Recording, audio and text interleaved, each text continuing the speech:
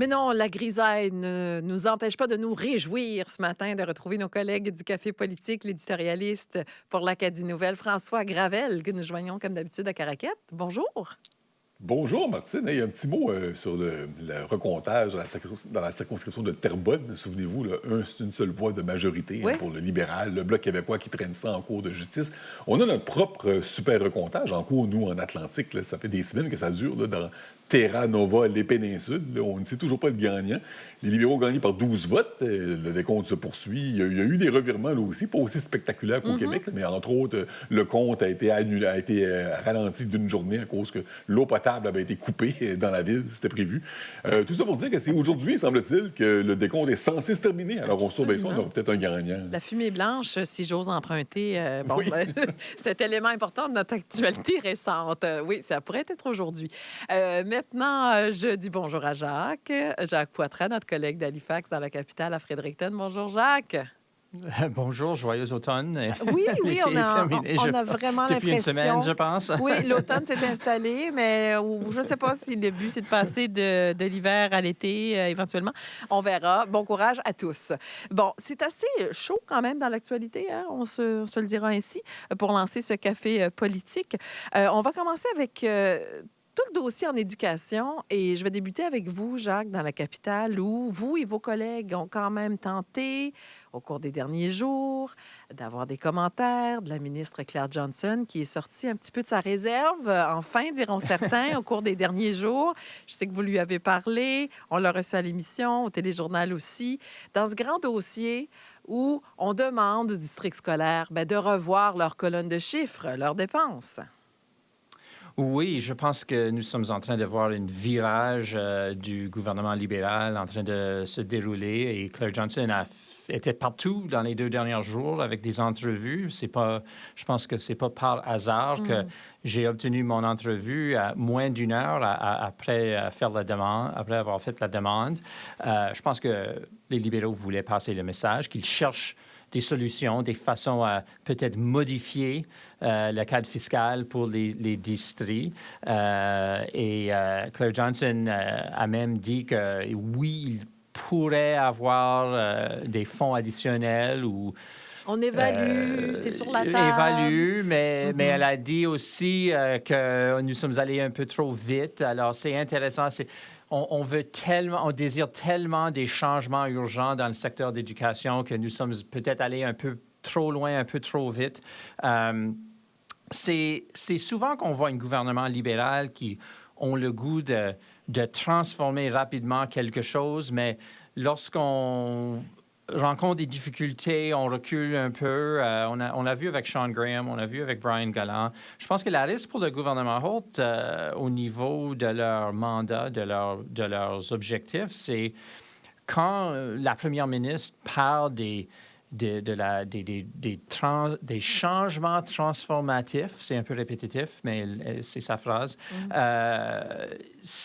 Si les citoyens voient qu'on peut mettre la pression et qu'ils vont reculer, ça devient de plus en plus difficile à lancer des initiatives majeures.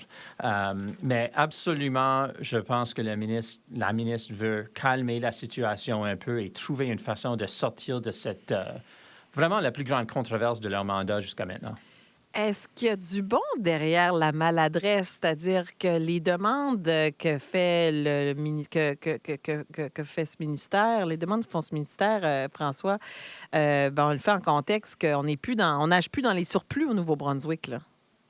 Oui, et il faut prendre des décisions difficiles, c'est ce qu'on nous dit. C'est surtout tout ça, puis on part du fait que le gouvernement libéral ne veut pas être celui qui va perdre le contrôle des finances publiques, du déficit budgétaire. On a promis un équilibre qu'on n'atteindra pas, mais on ne veut pas non plus que ça gonfle, que ça devienne hors de contrôle.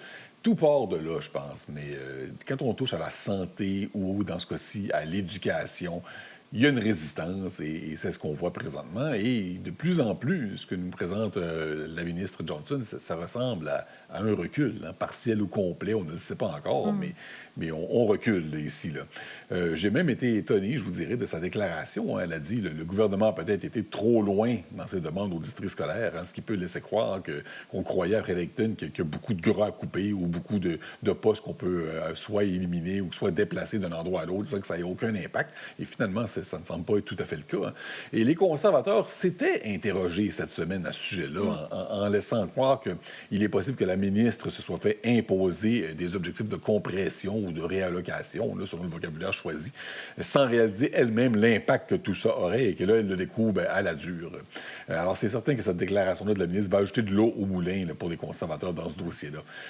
Je pense qu'on se rend compte à Fredericton de l'impact de ce qui est demandé, que c'est peut-être plus majeur que ce que l'on croyait, mais qu'on s'ajuste, qu'on recule, je vois pas de mal avec ça. J'ai toujours dit, j'ai dit souvent au Café politique, la seule chose qui est pire pour un gouvernement qui prend une mauvaise décision, c'est un gouvernement qui maintient une mauvaise décision simplement pour ne pas mal paraître, pour ne pas montrer qu'il recule. Alors là, on réétudie ça et il y a peut-être des changements qui vont être abordés. C'est ce qu'on nous laisse croire. Oui, et les partis se parlent. Michel Côté, le président du Conseil d'éducation, nous a confirmé ce matin qu'il était optimiste que les choses avançaient, puis que, bon, on discute. Donc, on verra vers où tout ça va mener. Passons au prochain sujet. Je vais rester avec vous, François, tiens, pour parler de ce... Quoi, c'est plus de 150 millions de dollars là, qui arrivent dans les coffres de la province. Et c'est peut-être inattendu, mais c'est en lien avec le règlement avec les cigarettiers. La grande question, où est-ce qu'on va mettre cet argent-là, justement dans un contexte où on nage pas dans les surplus? Le Nouveau-Brunswick avait été une des premières provinces à participer au recours contre les compagnies de tabac. Hein. Et là, ça semblait. C'est le gouvernement Graham qui avait donné le feu vert, je crois, à tout ça. Oui. Et presque 20 ans plus tard, le Nouveau-Brunswick va recevoir, c'est ça, la somme de 614 millions de dollars, mais étalée sur plusieurs années. C'est ça. Cette année, ma compréhension, c'est 147 millions de dollars que le gouvernement va recevoir. Oui. C'est beaucoup d'argent. En même temps, à l'échelle du budget provincial, ce n'est pas énorme non plus. Le premier budget du gouvernement Holt prévoit un déficit de 500 millions de dollars, là, je le rappelle. Donc, l'argent du tabac ne va pas tout régler. Ça n'empêche pas qu'on se demande tout ce que le gouvernement va faire avec cet argent-là. Il y a des suggestions qui ont été envoyées. Certains avaient proposé de le mettre contre la dette d'énergie du Nouveau-Brunswick, par exemple, ou au district scolaire. Hein? On vient d'expliquer là, que le gouvernement leur demande de trouver des fonds, de l'argent. Étant donné que c'est un règlement en lien avec l'industrie du tabac, l'argent devrait peut-être aussi être investi dans les programmes pour encourager les gens à ne pas fumer. Je ne sais pas, en fait, ce que le gouvernement Holt va faire avec tout ça. C'est pas un montant qui va changer la vie des Néo-Brunswickois. Ce n'est pas l'équivalent de l'entente de Churchill Falls entre Terre-Neuve et Hydro-Québec là, qui va enrichir Terre-Neuve de plusieurs milliards de dollars.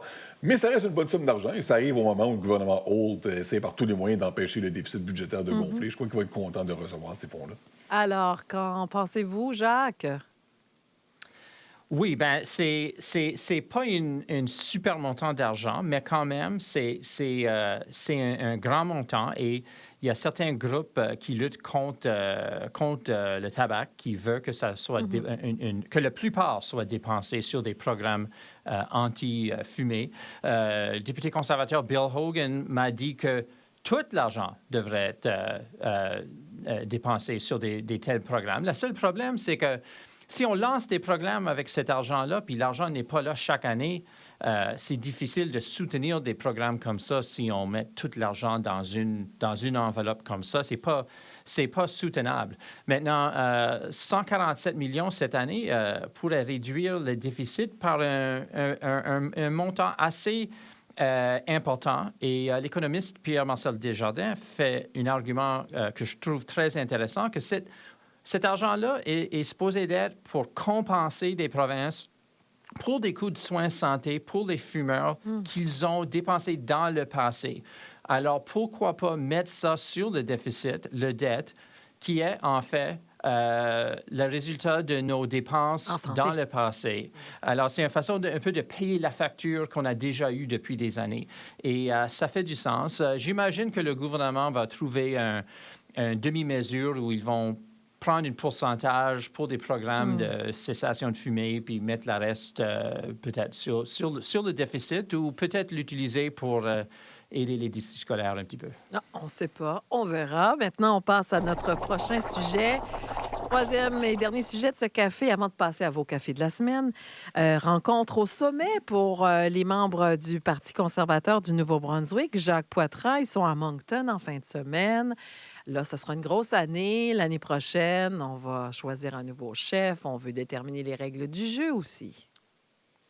Oui, mais en fait, toute la drame qu'on attendait de cet congrès cette semaine a été enlevé un peu par le processus parce que toutes ces motions-là pour changer la constitution du parti dont nous avons parlé la semaine passée n'ont pas eu assez d'appui dans les associations locales pour être débattues demain. Alors, la limite sur les dons hors de la province, plus de contrôle local sur les nominations des candidats, employés bilingues obligatoires, poids égal pour toutes les circonscriptions dans la vote sur la direction vont pas être débattus. C'est un peu une tendance de retourner, de laisser le statu quo.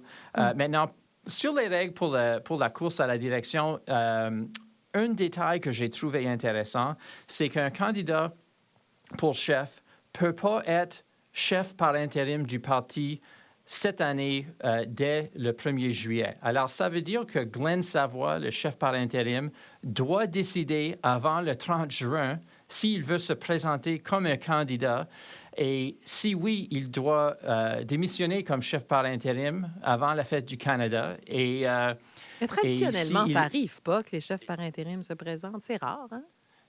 Mais ce n'est pas sans précédent au Nouveau-Brunswick. Okay. Raymond Lafrenette s'est présenté en 85 contre Frank McKenna. Alors, et jusqu'à maintenant, il n'y avait aucune règle qui disait que ce n'était pas possible. Alors maintenant, les PC ont une règle qui oblige Glenn Savoie à prendre une décision dans les 6 prochaines semaines. Et c'est possible qu'il aimerait le faire. On va voir. On va voir certainement. De votre côté, qu'est-ce que vous voyez dans tout ça, François Gravel? Qu'est-ce que vous pensez qu'on va conclure entre les membres du PCNB à Moncton ce week-end? Bien, d'abord, moi aussi, j'ai trouvé ça intéressant, la règle concernant le chef par intérim, parce que c'est une tradition, effectivement. Si tu deviens chef par intérim, on s'attend à ce que tu ne sois pas candidat à la course à la direction, mais c'est pas une règle, il n'y a pas de loi qui l'interdit, il n'y a aucun parti qui l'interdit formellement, c'est sous-entendu. Alors que là, dans ce cas-ci, on a mis une heure de tombée, si on veut. Le chef doit prendre une décision, il va devoir l'annoncer, dire quelles sont ses intentions. Alors, je présume effectivement que si M. Savoie est chef par intérim, il n'a pas d'intention de se lancer dans la course à la direction, mais s'il le veut, il devra le dire et très prochainement. Là. Pour le reste, j'ai été surtout étonné de voir que le Parti progressiste conservateur a annoncé son choix pour le mode de scrutin préférentiel avant la réunion, donc avant le vote finalement des membres. Il a dit voici ce qu'on a l'intention de faire. En même temps, s'il a fait cette annonce-là, c'est qu'il doit avoir beaucoup d'appui, un consensus peut-être, hein, même autour de ce mode de scrutin, là, qui, je rappelle, a mené aussi à l'élection de Susan Holt à la tête du Parti libéral. Puis après ça, ben, c'est ça, un peu comme Jacques l'a dit, on voit qu'il y a du ménage qui a été fait dans tout ça. Là. Tout ce qui était controversé, tout ce qui était populaire, ça a été mis de côté. Je pense entre autres, évidemment, à cette motion-là qui aurait donné à un comité de 3 personnes le pouvoir de déchirer la carte de membre de n'importe quel membre du parti qui s'opposerait, qui critiquerait une mesure du parti. Ça, c'était vraiment une tentative, je crois, d'étouffer toute voix dissidente, là, comme celle qui a tenu tête à Blaine Higgs au plus fort de la crise de la politique septentrionale. J'aurais pas imaginé les membres voter pour une telle motion. Et si oui, ça en aurait dit long, je crois, sur leur niveau d'indépendance par rapport au leadership. Je note aussi que, bon, ben, c'est ça, les autres motions controversées, Jacques les a nommées, elles ont été mises de côté, rejetées, ou pas eu d'appui, peu importe. C'est intéressant, ça aussi, ça montre que tout le monde a l'air de s'enligner dans la même direction. C'est aussi, dans le cas de la motion sur donner plus de pouvoir aux associations de circonscription pour le choix des candidats, pour la date des associations. Ça a été mis de côté, ça aussi. Je vois ça comme une victoire pour les partisans d'une direction du parti forte, là, capable d'imposer sa volonté aux associations de circonscription en imposant, par exemple, un candidat parachuté, plutôt que de laisser voir l'association choisir quelqu'un dans la communauté dans certaines circonstances. Alors, c'est voulu, c'est décidé. C'est ce qui a été choisi. Intéressant. Ben, on va passer à vos cafés. Chers Jacques et François, je vais commencer dans la capitale avec vous, Jacques Poitras. Alors, on rappelle que les cafés, on les donne à des personnes ou à des événements. Et puis, ils sont de différentes natures selon le contexte. Alors, allez-y. Ben, j'ai 2 cafés pour la première ministre Susan Holt. Un café amer pour sa promesse en parlant des dons pour des partis politiques de l'extérieur de la province. Les libéraux ont promis pendant la campagne de 2024 d'interdire des dons de l'extérieur de la province. C'était dans la plateforme électorale. C'est maintenant presque la fin de mai 2025. On n'a pas encore un projet de loi pour l'interdire. Si ce n'est pas fait avant la fin de juin, ça veut dire que ça va seulement arriver au plus tôt dans l'automne. Ça veut dire qu'un quart du mandat serait terminé avant même qu'on interdit ces dons-là. Ça permet le Parti libéral de ramasser des dons pendant que cet engagement n'est pas respecté. Et une café sucré pour Susan Holt qui permet ses députés un vote libre sur un projet de loi qui va être débattu dans l'Assemblée la semaine prochaine de David Kuhn et le Parti vert. Une loi pour établir un droit à un environnement sain. Susan Holt a dit dans la Chambre il y a 2 semaines que parce que ce n'était pas dans la plateforme du Parti libéral, elle laisse ses députés libres à voter comme ils veulent sur ce projet de loi. Alors, ça prendrait 22 libérales sur 31 pour adopter ce projet de loi-là. C'est très intéressant, puis on verra comment ça va aller. Absolument. On suivra ça la semaine prochaine. De votre côté, vos cafés, cette semaine, François Gravel. Intéressant le vote libre parce que Ouais. souvent dans ces cas-là, c'est le Conseil des ministres ne vote pas libre. Ils votent ensemble. Ce sont les autres députés d'arrière-ban qui, eux, peuvent voter librement ou non. Alors, j'ai hâte de voir comment ça va s'aligner, ce vote-là. Pour le reste, premier café à la ministre de l'Éducation, Claire Johnson. Au lieu de le servir dans une tasse, son café serait plutôt dans une coupe, comme dans coupe budgétaire dans le district scolaire. Et oui, bon, j'avoue, un petit jeu de mots. J'ai rien d'autre à rajouter que ça. Et café corsé, donc aux 3 commissaires qui auront la lourde tâche de donner des recommandations concernant l'avenir d'Énergie Nouveau-Brunswick. Une source me disait que cette semaine, que c'est possiblement aujourd'hui qu'on va nous annoncer. Il y a un qui point de ils presse, sont. là, une mise à jour aujourd'hui, ça va porter oui. là-dessus, j'ai bien À l'impression. 11 heures, À ouais. 11 heures, oui, absolument. Ah, ben voilà. On nous promet des gens qualifiés avec une grande expertise. Espérons que ça va être le cas. Le choix des commissaires va montrer, selon moi, à quel point le gouvernement Holt est sérieux dans le dossier d'Énergie Nouveau-Brunswick, à quel point il veut vraiment tourner toutes les pierres pour essayer de trouver des solutions. Les problèmes sont là pour Énergie Nouveau-Brunswick. Je sens qu'on va peut-être en parler encore la semaine prochaine, quand on connaîtra les commissaires et leur mandat plus spécifiquement. Tout à fait, parce qu'à partir de 8h30, fin de notre café politique, le compteur redémarre pour les sujets qui pourraient être susceptibles de se retrouver à notre menu la semaine prochaine, chers amis. On suivra vos reportages à CBC, Jacques Poitras, et vos éditoriaux dans l'Acadie Nouvelle, excusez-moi, François Gravel, j'y arrive. Merci les deux, je vous souhaite une belle fin de semaine d'automne. Merci. Merci à vous.